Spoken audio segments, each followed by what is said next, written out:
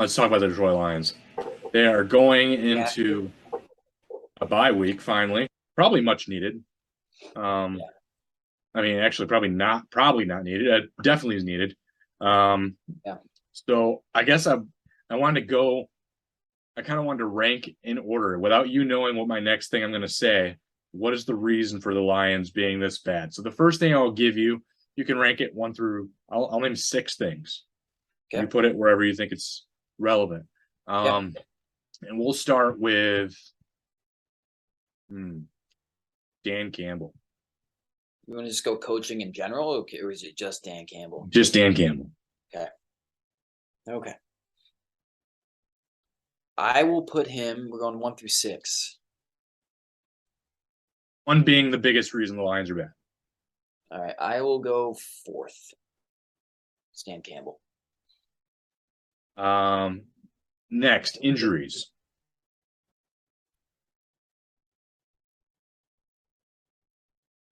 2nd. Maybe 3rd.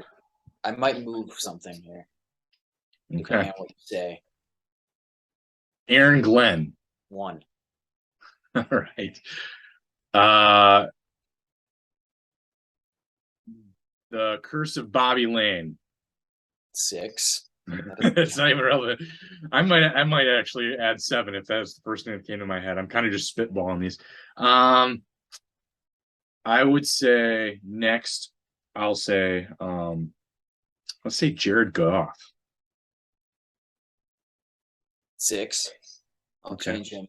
6. Okay. Just get rid of the Curse of Bobby Lane. You got to come up with something. Yeah. else. Okay. I'm definitely just spitballing here. Jared Goff is not the reason. I know. I mean, we can talk about it. I know he was horrendously bad in this game. But jury, I mean, to me, that's a game, right? So yeah, maybe I would. If you're just ranking why they were this bad in this game, then he might be 2, right? 1 or 2 or maybe 3. But overall for the season, he's last. He's the least of my worries right now. Defensive talent. But 2. I'll put that 2. So I'm gonna go Aaron Glenn number 1, defensive talent number 2. So that kind of goes hand in hand. Some of that a little bit. Injuries number 3. Dan Campbell number 4. Jared Goff 6, and you got to give me something. And then so whatever I say next is number 5, huh? Probably, unless something moves the needle. All right, I gotta really push it. We might just go with 5 if I can't come up with a good one here. Who else do I want to try to blame here? The Fords owning the team. That's right. I gotta keep pushing here. Part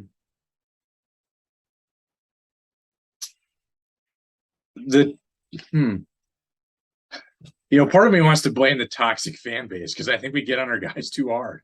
I wouldn't even say that. I would say unrealistic expectations. That's a good one.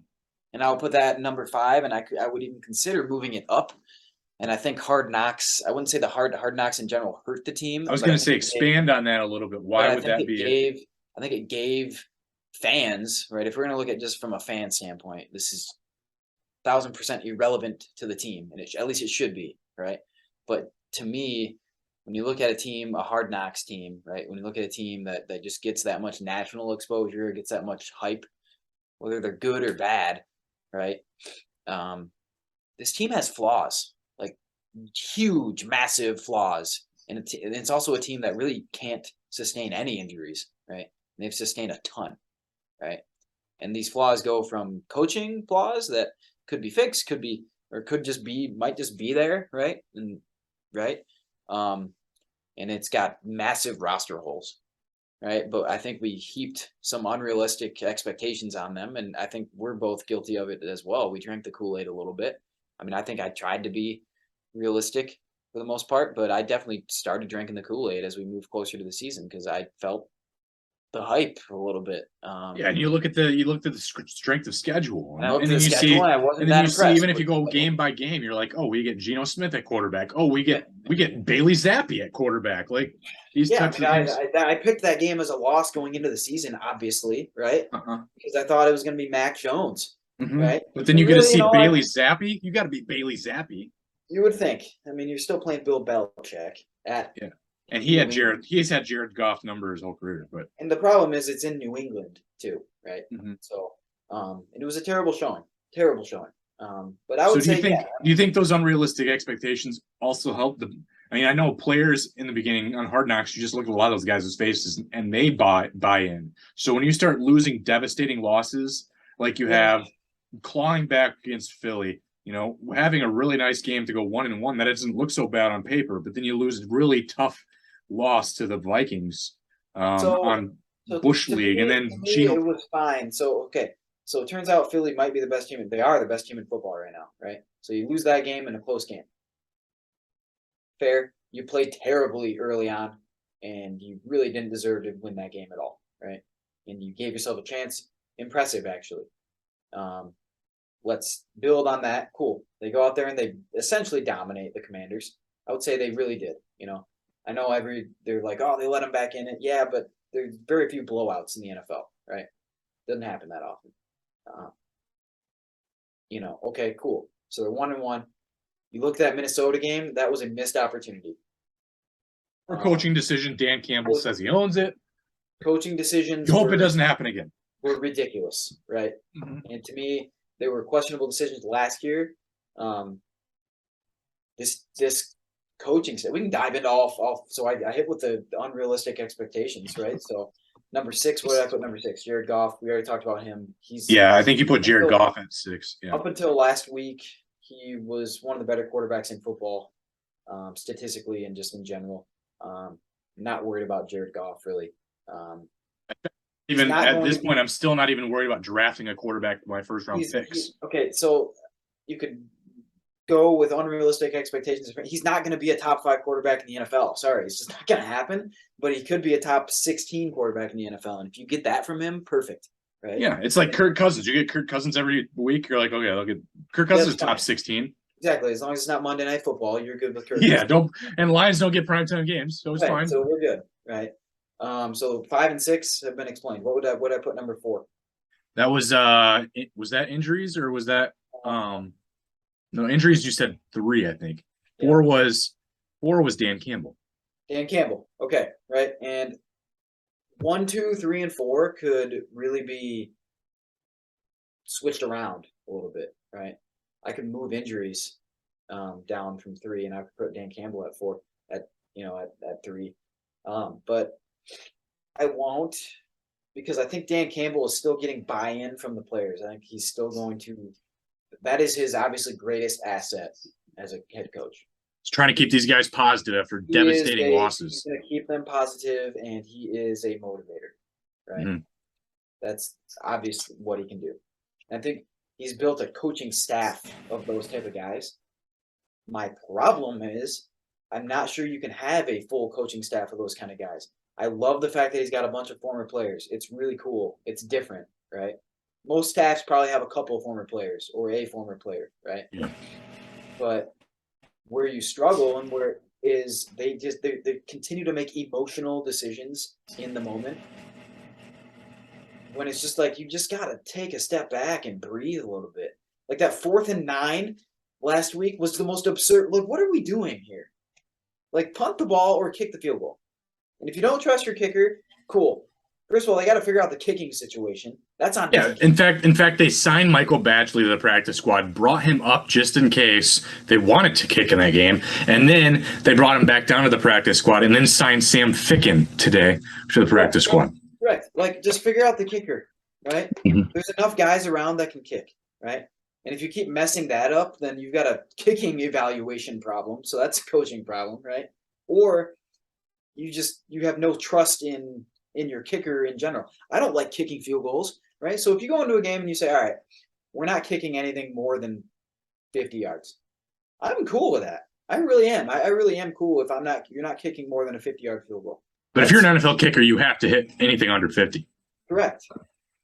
If you can't, then why do they even get a tryout? Why are they even getting a look? You know what I mean? There's college guys that are hitting 50 plus pretty consistently right now, right? Mm-hmm. So to me, if you having him on your roster, like you should trust him from 50 in. All right. And then if you're not gonna kick beyond that, that's fair, right? Because in most situations, those are borderline decisions anyway. Going for it, or those are right there, right? But 4th and 9, and you've got a That was 51-yard field goal, I think it was, or you can pin them deep, and then they aren't going to score because they're probably just going to sit on it and go to halftime or whatever it was. You've just got to. But he was. I guarantee this is what happened. He was frustrated with the previous play, right? Because they lost 5 yards or whatever it was. It was a complete botch of a play, right? And he was hoping they would either pick up the first down on 3rd and 5 or 3rd and 4, or at least make it a 4th and 2 or 4th and 1 where the decision is justified, right? But suddenly you're emotional, you're pissed. It's a frustrating play, and you go out there and you say, "Oh, we're going for it anyway," right? That's doing your team and your defense that is reeling, that is struggling, no favors. Yeah, it's a huge disservice. Yeah. Right. No favors, right? You're putting an already horrible defense in really bad spot, right? And really, I thought the defense, They locked Nick Folk down to. They helped Benton, not broke. They did 5 field goals. Exactly. That's not the Lions defense that we've seen. If you're going into that game, and obviously it's against the 3rd string rookie quarterback, so that's part of it, right? But if you're going into that game and you're going, all right, we're going to hold them to 5 field goals, I feel like, all right, we got a shot. We got a pretty decent shot, And really, they still did, even late in that game until it broke, right?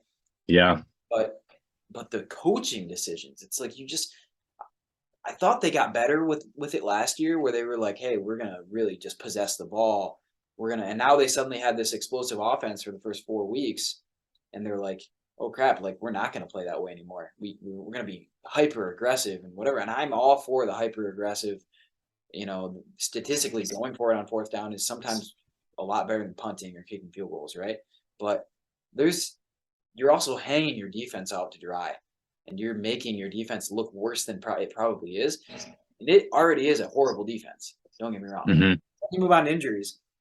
Defense the 4 or 5 DBs that went down in that game. Defense is getting smoked by injuries. Tracy Walker's already out for the season. You bring up a corner to start for. You bring up AJ Parker. No, Savion Smith and AJ Parker bring were up both Savion Smith, and he gets stiff armed into a broken neck the first play he makes, basically. And injury luck has not been on the side of the Lions. Right? DeAndre Swift can stay healthy. Maybe he's just one of those guys, right? It sounds like this year he's certainly tried to tough more injuries, right? And that's the life of an NFL running back to an extent, but he can't stay healthy. Hopefully we get him back after the bye week, but he's your best player. He can't stay healthy. We get Jerry Jacobs and Josh Pascal probably back at after the bye week. Hopefully you get those two, right? So that should be a boon to the defense a little bit. But then you've got receivers going down like crazy, like flies. Amon-Ra St. Brown is not the same player right now because he can't seem to get healthy. You've had to play Khalif Raymond and DJ Chark has been hurt the last 2-3 weeks.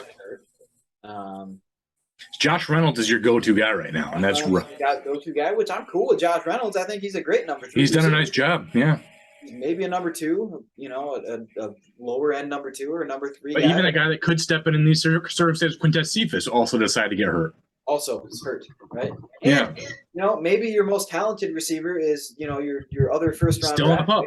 Yeah. And he's still on the pup. Now, hopefully, it sounds like we could be getting him back sooner rather than later, but, and he at this point, though, I think they're going to wait till after the game, after the bye. I think he could still at least another 3 weeks. But if they lose another game, especially after the bye, I wonder if they're just going to be like, all right, we can wait till not even playing this year. Make sure he's 100% good. I mean, I think they want to see what they have first of all, and you still need him to play, just to get his feet wet. Even if you're just very selective on how many snaps he's playing, right? He's just got to play, right? See what you got. You don't rush him back at all. If there's any get himself hurt again, then you obviously don't. But if he's ready to go and he's fully healthy and it's like, all right, cool, it's time to go, I think you do need to play him. And yeah, he could change this offense. I mean, his speed is completely different than anything they've got right now. Chark can run pretty good. Leaf Raymond's fast. Obviously not slow, but he's a slot guy. Yeah. For sure. And Josh Reynolds, I wouldn't say is necessarily slow, but he's not a take the top off the defense Lee kind of guy. Freeman's probably your next fastest guy, but Exactly. So, he could change the offense a little bit and really make him even more explosive, right? And then they haven't been healthy up front until pretty much this week is the healthiest they've been up front, and this is the worst they've looked up front all year. Yep. So Levi Onwuzurike is looking like a major bust. Yep. In fact, Dan Campbell, it was really bad to hear him say, because they asked about him, I think, before this last week game in like Wednesday press conference. They're like, "Oh, how's he coming along?" He's like, "We're not even close," and I'm like, That's not good. That was like, it was almost as bad as like the Mike Zimmer. We don't need to see any more of that from what's his name, the quarterback. Jaron Rivera also what he said about Wentz. It was Kellen Mond they were talking about. Oh yeah. When he was like, they're like, "Why aren't you giving him more playing time?" And he's like, "We don't need to see any more of that." And it was like, "How's Levi and Onwuzurike look?" And he's like, "We're not even close." So I tweeted something and during training camp last year, there was some videos that got sent around of like some of the players in practice at training camp, and they're doing their up downs together, and it showed Dan Campbell doing it because that was like a rare thing for a new coach to be doing up downs with their players. Sure. And this was last year, and it showed Levi Onwuzurike, a rookie last year, trying to do up downs, and he was just kind of like, he was just he wasn't doing anything. I'm like, I tweeted, I'm like, this guy's lazy. He's not going to be good. Yeah. I literally called it, and then I'm like, here we are. Lions need to just start trying to get some decent players with their second round picks because they cannot hit. Their second round picks have been rough. Josh Pascal has to be good to try. Pascal's got to be good, and I feel pretty good about him. I think he could. Darius Slay was the last good second round pick to me. Yeah, and I think Pascal could be, something that could really help his defense, just because I think he fits with what they want to do. But, so the number two, I think what I say was, defensive talent. Yeah, there's giant holes, massive holes on this team. People talk about PFF loved Aiden Hutchinson this week, by the way. I saw that. I don't like. Oh, okay, it was interesting. All right, he is getting. First of all, he does have the more pressures than any rookie defensive lineman. Mm-hmm. Now he plays more than most of the rookie defensive linemen, so that's part of it.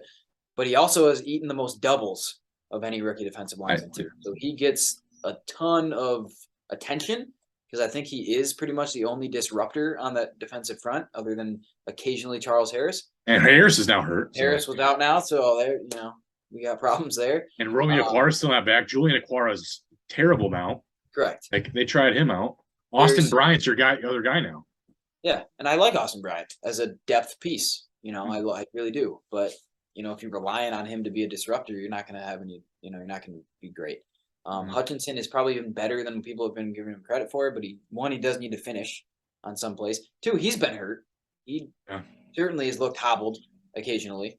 I think he's exhausted because if you look at the injury reports, he's seldom on the injury report throughout the week. Yep. Yeah. Yep. I think so. I think it's going to take an adjustment period. The conditioning, they're playing him in 82% of the team's defensive snaps he's in. Just a lot. That's a lot for a defensive lineman. It's a ton, right? Mm-hmm. I would love to see him stand up more. I think he is better standing up. It's obvious he's been better. He's better standing up, but they haven't put him in that, and that's not the type of scheme they're running. I think that's because Aleem McNeil. I think you get like Isaiah Buggs and Benito Jones and Aleem McNeil have to play the nose, and they don't play the nose very well. Well, they don't have anybody that's going to really demand double teams, right? Nobody is really demanding a double team up front. Right? McNeil's played pretty well this year. McNeil's been pretty good, and I think I liked the McNeil pick. But nobody up front is demanding a double team. And to me right now, they've got a lot of guys that, I don't know exactly what their identity is on defense. You know what I mean? And this goes to Aaron Glenn, right? We finish up with Aaron Glenn. They wanted to be this hyper aggressive, blitz heavy, we're going to pressure you into mistakes team. Okay. I'm cool with that. I get that if that's your team, but you don't have the horses to make that happen. You just don't. Mm-hmm. It's not possible, right? So eventually, you need to back off, right? And the perfect time to back off was that Seahawks game, right? Cool. Our offense is dominating. They are not going to stop our offense, right? So we need to make the Seahawks drive down the field on us. We can't give up big plays. We need to make them drive down the field and force them to field goals. We do that, our offense is going to score touchdowns, and we'll win by 10 to 14 points. It's what's going to happen, right? But instead, they were hyper aggressive on 3rd and longs and even 4th and mediums, and couldn't get home most of the time, first of all, and just got completely out schemed by Geno Smith and Rashad Penny and DK Metcalf. Yeah, okay, if DK Metcalf gets you, he gets you, right? You don't have the horses to cover that guy, but he Will Disley was beating us up too. Shouldn't be getting you to 50 points. That should never have happened. And that's where I'm out a little bit. And it was a little better actually, the scheme this past week. I think they certainly adjusted some things on defense, where they backed off a little bit, but still, I still don't like the idea of giving up 29 points to a third string quarterback. But around the field a lot. Yeah, because the Lions' offense went 3-0, so it's putting a lot of pressure again on the defense. Correct. I think if the Lions' offense did what they had typically done, the Lions probably win the game, or at least it's 21-21 or something like that late, right? So it's kind of one of those things where it's kind of you go injuries mostly on defense and some injuries on offense. You got no depth and very lack of skill on defense, right? To where they're just not good. And then you've got a coach right now who I think he's coaching the way he wants to coach, but he doesn't have the players to coach that way. Mm-hmm. That's a recipe for disaster. Yeah. That's a coaching failure though, right?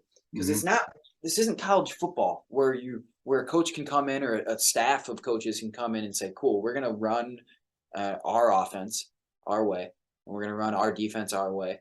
And it's okay. We might get 2 or 3 years where we can be kind of bad, but then we get to recruit 30 to 35 new players every single year that fit what we want to do. You don't do that. You can't do that in the NFL. You got salary caps. You inherit team players that you just have to have on your team. You have to fit, and there's parity, right? All these dudes are professional athletes, right? So they're all pretty darn good, right? So you have to There's a lot of egos to feed. Some of that, and you have to fit those guys to what you want to do, sort of, right?